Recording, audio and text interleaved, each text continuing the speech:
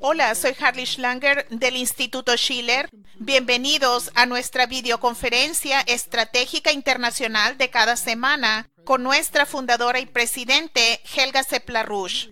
Es bastante extraordinario la rapidez con la que se desarrollan los acontecimientos, tanto en términos de la consolidación del nuevo paradigma en torno a la nueva ruta de la seda, como especialmente en torno a la escalada que están llevando a cabo las redes geopolíticas vinculadas a Londres para detener ese nuevo paradigma. Hemos visto en los últimos días la publicación de un nuevo libro de Bob Woodward titulado Miedo, Trump en la Casa Blanca. Un artículo de opinión en el New York Times, supuestamente por un alto funcionario del gobierno de Trump, sobre un movimiento de resistencia interno en la Casa Blanca. Y varias otras cosas que abordaremos hoy en el curso de este programa. Helga, es claro que hay el temor de que todo lo que le han arrojado a Trump con el Russiagate no va a funcionar, pero ellos van a la yugular, ¿no es así? Bueno, yo creo que el tweet de Trump para responder a todo esto está absolutamente correcto, que él está ganando. Ahora solo vean lo que está sucediendo. Vean el libro de Woodward, que ya lo refutaron tanto John Kelly y el secretario de Defensa James Mattis, que son citados en el libro, de que todo lo que se dice ahí es un fraude.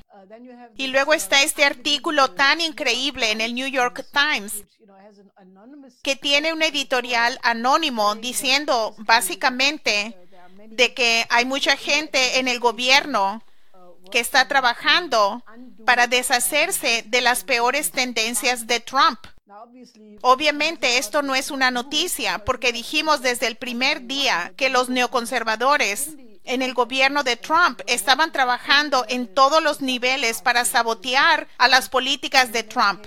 Y en muchos casos, el por qué Trump no ha hecho el tipo de progreso que pudo haber hecho es debido a estos agentes y básicamente a este grupo. Así que esto es algo típico. Esto ya sucedió hace muchos años en Italia. Se le llamó la Operación Manos Limpias. Y a lo que se refería es que obviamente la corrupción era parte del sistema político italiano de posguerra. Que tú me haces un favor y yo te hago un favor. Así que este era el sistema italiano. Y luego, en un cierto punto, cuando las mismas fuerzas que están detrás de esta operación actual decidieron desmantelar a todos los partidos existentes de Italia, ellos publicaron todo. No es que estos crímenes no se cometan desde hace mucho tiempo, pero ese es un método típico de los servicios secretos, el desenmascarar a su propia operación cuando quieren lograr una desestabilización total. Obviamente, la publicación del libro de Woodward y este artículo del New York Times, que se supone que debe provocar la paranoia en Trump, en quién puede confiar o no, como si eso fuera algo nuevo para él. Están diseñados para que toda la gente se asuste y que la población no tenga la seguridad de si Trump puede ganar. Esto no es algo aislado en Estados Unidos, porque al mismo tiempo Theresa May se dirigió al Parlamento británico y afirmó de que tenían la prueba de que el intento de asesinato a Skripal y el atentado posterior a otros dos individuos, que ahora se ha probado que lo hicieron dos agentes rusos del GRU. Ella afirmó que ellos vinieron el 3 de marzo, trataron de matar a Skripal y luego regresaron al hotel en Londres y que encontraron en el hotel restos de este veneno Novichok y luego tomaron un vuelo y regresaron a Rusia. Esto es ridículo, porque ni siquiera conocen los nombres de los dos individuos, pero saben que son agentes de la GRU. Y Gran Bretaña hizo que se llevara a cabo una reunión del Consejo de Seguridad de la ONU y el gobierno ruso refutó eso. y dijo que no hay ni la más mínima evidencia y de que no se les había pedido que participaran en la investigación y que la rechazaban completamente. Además de esto, está el peligro de la operación de bandera falsa en torno a Idlib. En Idlib se tiene prácticamente a los terroristas de Al-Qaeda y el IS que quedan, quienes, después de que todos los otros territorios en Siria fueron retomados por el gobierno sirio, se juntaron ahí. Y ahora, ahí empezaron las Fuerzas Armadas sirias una ofensiva con cierto respaldo de Rusia. Los rusos antes habían dicho que tenían pruebas y presentaron estas pruebas a la OPCW, la Organización para la Prevención de Armas Químicas, que los cascos blancos y otra empresa de seguridad privada británica estaban involucrados en producir pruebas falsas, que ellos estaban transportando agentes químicos a 2 pueblos cerca de Idlib y que estaban listos para filmar el sufrimiento de las víctimas. El gobierno ruso dijo que tenía la prueba de que estas eran noticias falsas. Pero aún así, el gobierno británico afirma que eso es lo que es. Desafortunadamente, Pompeo y Bolton acusaron a Assad y le advirtieron que si él ataca a Idlib, esto tendrá terribles consecuencias. Y tomó al ex senador Ron Paul decir que debían acordarse que la gente que está en Idlib, por lo menos el elemento terrorista, son las mismas fuerzas que llevaron a cabo el 11 de septiembre en Estados Unidos. ¿Y cómo podría alguien querer que reemplazaran a Assad? Así que, como pueden ver, esto es una locura. Esta es una locura total. Obviamente, el objetivo es obtener el aumento necesario en el voto de los demócratas para que los demócratas puedan hacer un juicio político contando con algunos republicanos traidores que se les unirían en este esfuerzo. Esto es absolutamente peligroso y yo les haría un llamado que no caigan en esta trampa, porque todas las acusaciones en contra de Trump han sido fabricadas. Y yo estoy muy contenta de que la Junta de la Libertad va a tener una conferencia de prensa hoy exigiendo que Trump publique todos los documentos relacionados a la solicitud de vigilancia que hizo el FBI a la Corte de la FISA y a todas las notas de Bruce Ohr con respecto a su relación con Christopher Steele y a todo lo demás. Eso, en un cierto sentido, es una arma nuclear, porque Trump podría cambiar la situación totalmente publicando todo este material y permitiendo que la población de Estados Unidos decida quiénes son los criminales y quiénes no lo son en toda esta historia. ¿Sabes? Una cosa en el editorial de New York Times que me pareció que era una señal de cuán a la defensiva está esta facción es el comentario en medio del artículo diciendo, este no es el trabajo del llamado Estado Profundo. Bueno, entonces, ¿qué describe? A la gente en la Casa Blanca que están operando en contra de la agenda del presidente Trump, que por supuesto es lo que el presidente Trump había dicho desde el principio de cuál era el problema. Y no son solo los demócratas, sino también gente en el Partido Republicano. Yo estaba en Estados Unidos la semana pasada y tuve la mala fortuna de mirar la televisión estadounidense. Y era una cobertura sin cesar del funeral de McCain, mostrando a John McCain como un gran héroe, la persona bipartidista que podría resolver la división. En ningún momento mencionaron el compromiso de McCain con la guerra, de promover las mentiras en Irak.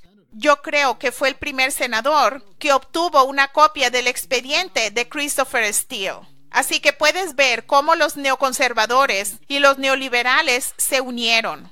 Y yo creo que es importante que hubo 2 comentarios en los últimos días que señalaron el peligro de una guerra si esto sucede. Y Helga, tú conoces muy bien al ex parlamentario alemán Willy Wimmer y también Paul Craig Roberts escribió un editorial.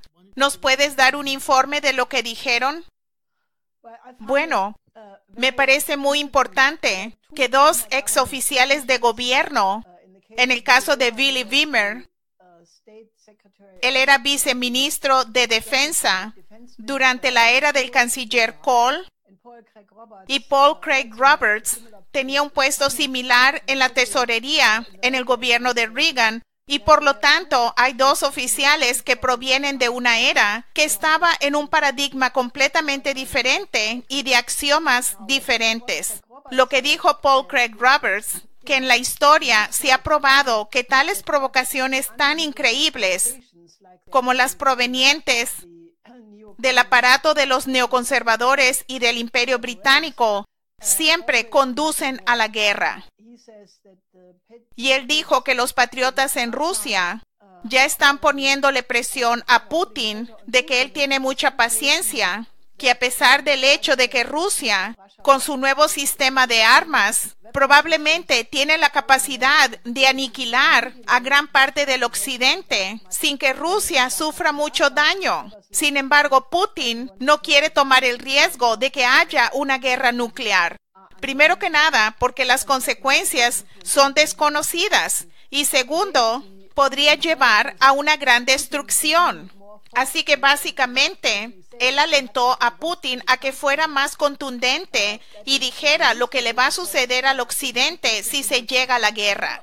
Y eso es muy útil porque yo pienso que la gente debe estar al tanto de esto, que de lo que estamos hablando es de la potencial extinción nuclear de la civilización.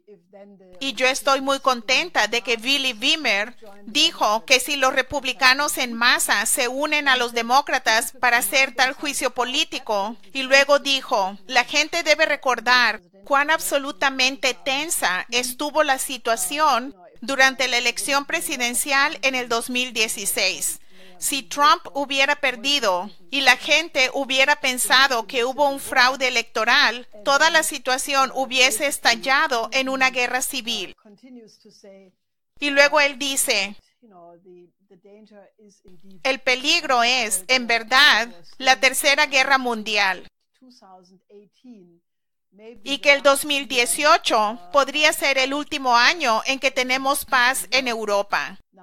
Ahora, yo creo que esto es muy importante, así que yo le urgiría a la gente que de hecho leyera estos dos artículos, porque son lo opuesto a lo que se lee en los medios principales de comunicación. Y Wimmer también dice que si escuchan a los obituarios a McCain, pueden ver lo que piensan los jefes de Estado europeos, es decir, están con la facción de la guerra, que junto con lo que Obama y Hillary Clinton y el tipo de cosas que ellos dicen, regresaríamos de inmediato al camino de la guerra si tiene éxito este juicio político.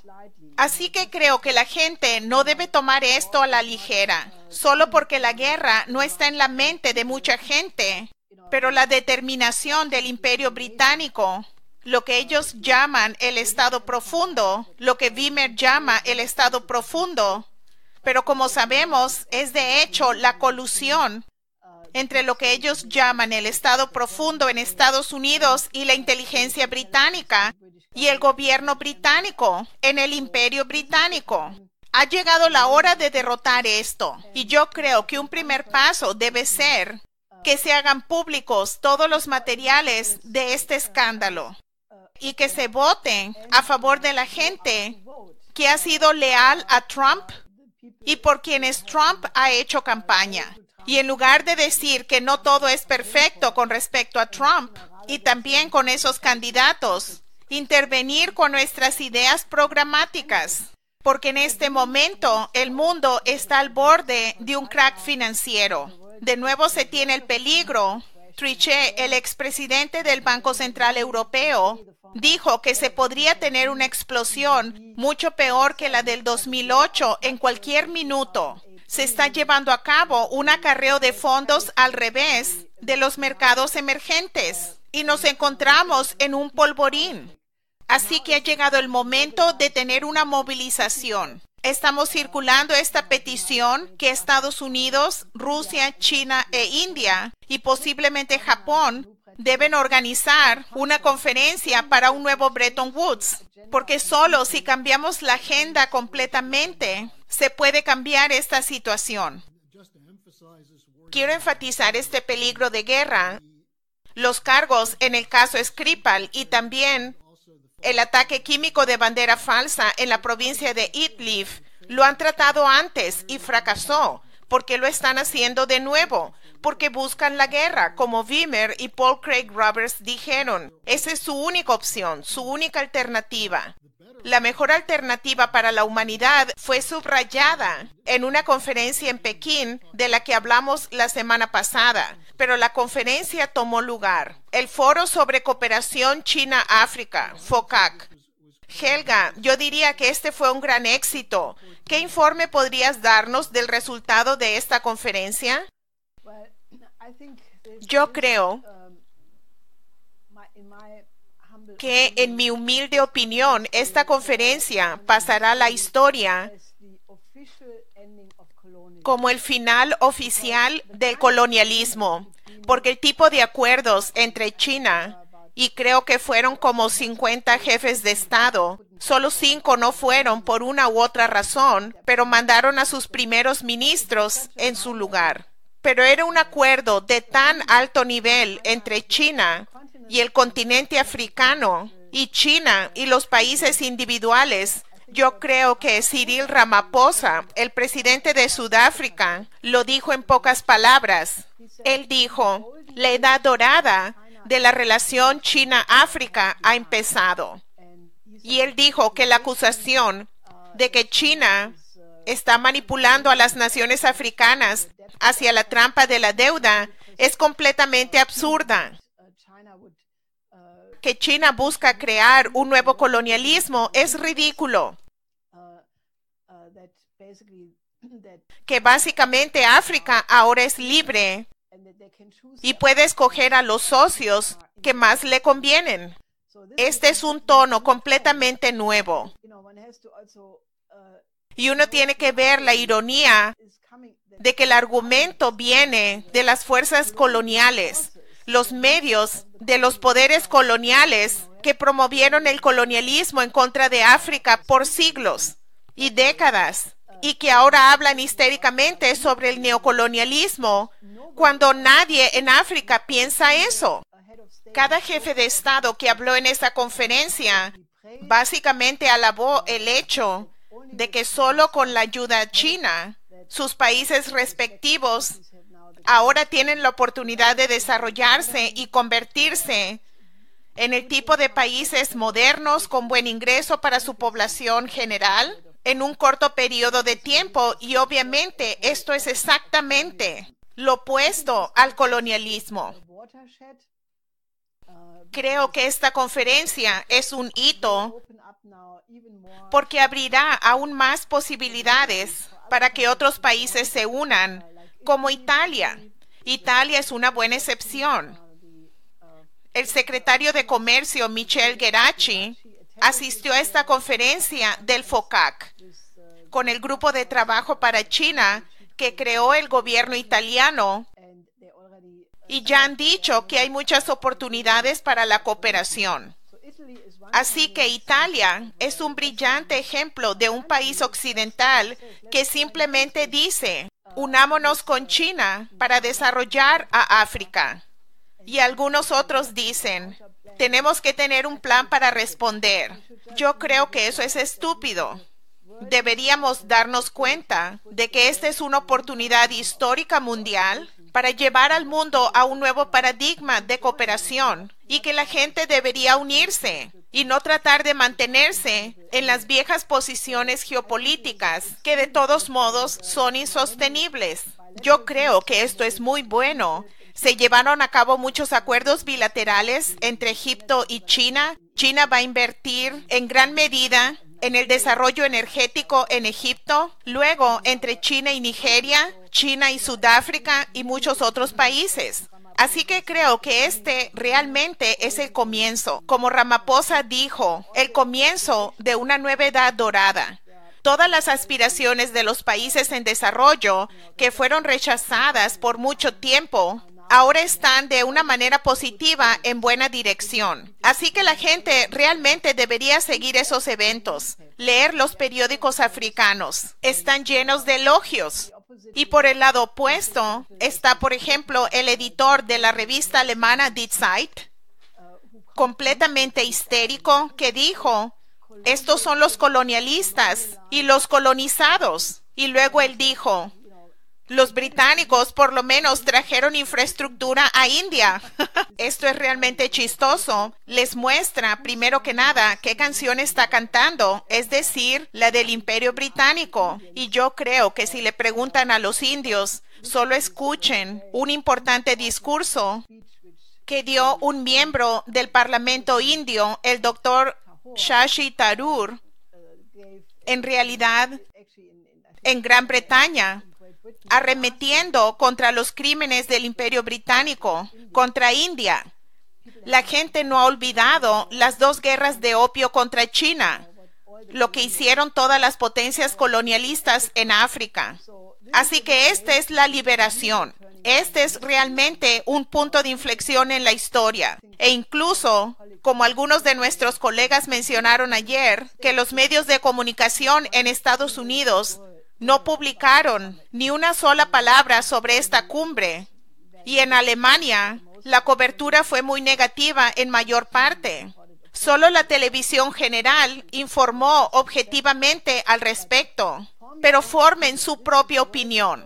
Estos son cambios históricos mundiales que tienen lugar para mejorar, y Europa Occidental y Estados Unidos deberían unirse a esto. Este es un potencial muy feliz para toda la humanidad. Y para ayudarlos a que tengan una opinión, pueden ir al Instituto Schiller a obtener el informe que hemos escrito sobre la iniciativa de la Franja y la Ruta en África, y también un nuevo documento que acabamos de publicar que refuta el argumento sobre la llamada trampa de la deuda. Mientras estamos hablando sobre la infraestructura, hay un nuevo informe que habla del déficit en la infraestructura en los países del sector avanzado. Yo creo que hablan de que se requiere entre 80 a 90 billones para el 2030. Fue publicado esto por la OCDE, Helga, la Organización para la Cooperación y el Desarrollo Económico. ¿Y qué es lo que concluyeron?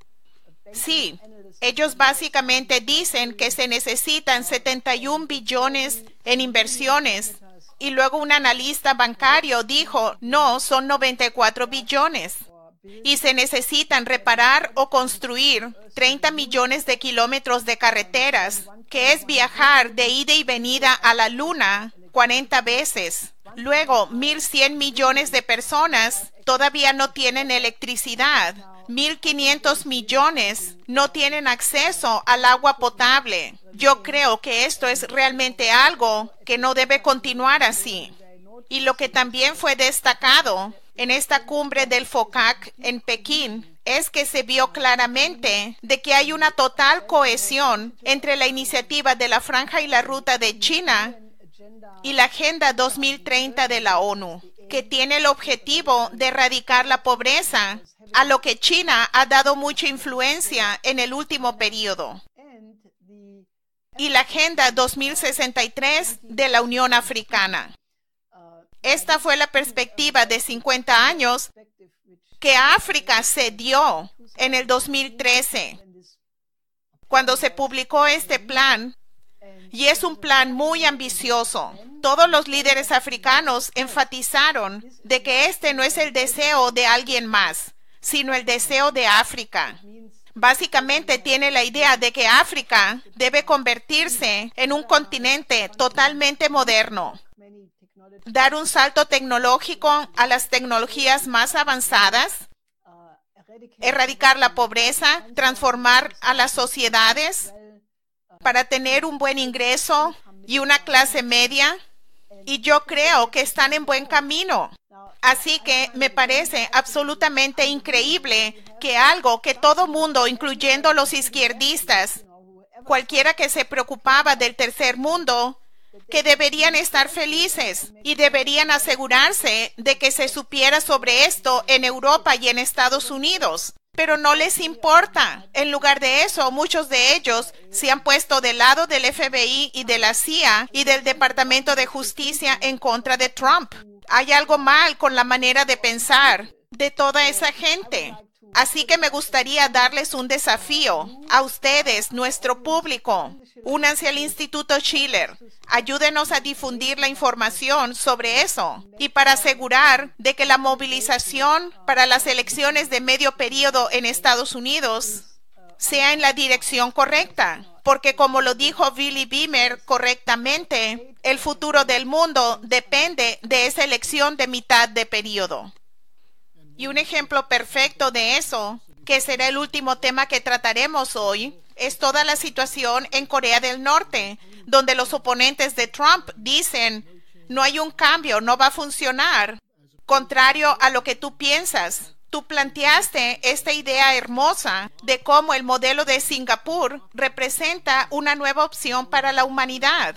Y ahora tenemos el informe de Kim Jong-un de que él está completamente comprometido a tener la desnuclearización durante el periodo en que Trump sea presidente. Vemos una diferencia entre este enfoque positivo y lo contrario, que es mantenerse en el viejo paradigma de la guerra, de cambio de régimen y del caos.